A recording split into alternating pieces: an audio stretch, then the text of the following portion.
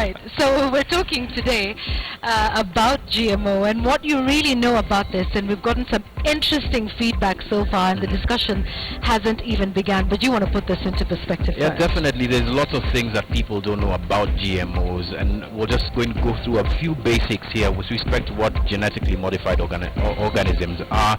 And right here is the definition: living organisms whose genetic material has been manipulated through a process called genetic engineering. Now, there's some questions about what the difference is between that and grafting, for instance. We've got two experts who are going to tell us that difference. Now, there's lots of foods these days that are genetically modified, and here are some of them: fish, chicken, beef, different kinds of grain, vegetables, pretty much any kind of genetically modified organism that genetically modified food or food out there can be genetically modified. So these are just a few examples. Now, the number of countries though that have some form of bans on genetically modified foods are, first of all, most of, if not all of the Eurozone countries, all 28 of them, as well as Japan, Mexico. Some states in the United States also have bans on specific foods in specific states within that continent. Now, with respect to Kenya's GMO timeline, I'm calling it this just for ease of reference with respect to our dalliance with genetically modified organisms and law with respect to that. The first big milestone was, of course, in 2009 with the passing of the National Biosafety Act of 2009. After that, there were supposed to be regulations that are put in place. We have the CEO of the National Biosafety Authority here to speak with us about that. Right after that came 2012. And this was an international milestone.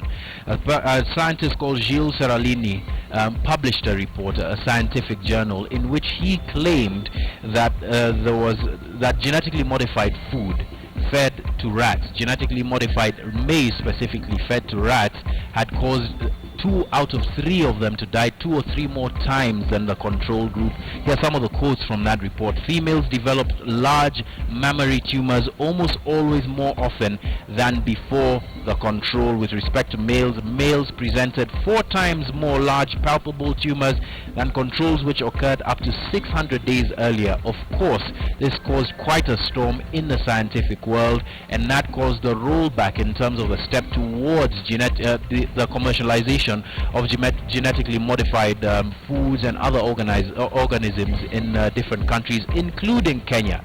And that happened in 2012. Kenya placed a ban on GMOs. Ministry of Public Health did that. But a year and a half later, the Seralini report was widely discredited and removed, expunged from quite a number of scientific journals, forcing the scientific communities in different countries to ask themselves a question: so what determines how safe or how unsafe GMOs are, whether we can implement or commercialize GMOs? And that's a question that Kenya was facing as well.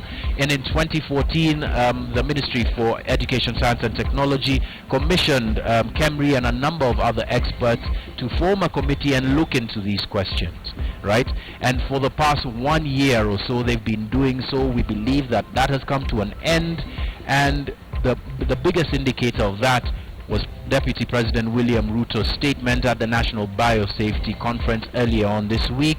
If you didn't hear it, here is what he had to say. In a matter of a month or 2, we should be able to be out of the bath. And I want to allay any fear from any quarter that there will be any attempt to roll back what has already been achieved, and to give our undertaking to the scientific community in Kenya that you have our unqualified support. So Deputy President William Ruto giving the strongest indication yet that we are headed towards the commercialization of genetically modified foods and other organisms in this country. Whether we have the capacity to do that, whether we have the muscle scientifically to do that, lots of other questions surrounding GMOs are what's going to be the subject of our discussion tonight. And whether it's the silver bullet to food security in the country, or whether it's coming to replace everything else that we have in the market currently. Yeah. So that is a great conversation that's coming up right after this commercial break.